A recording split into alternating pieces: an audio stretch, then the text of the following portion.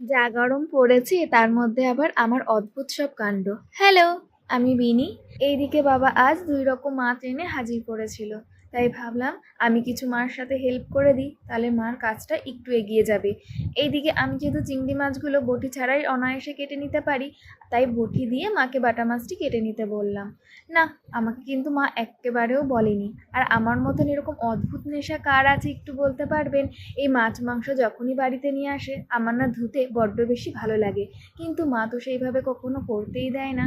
আর যা গরম পড়েছে তারই মধ্যে আমার একটি অদ্ভুত হুজুক আবার চেপে উঠেছে যে না, আজ যেহেতু শ্যাম্পুটি করেছি চুলটি কিন্তু একেবারে কাটিং করে নেব।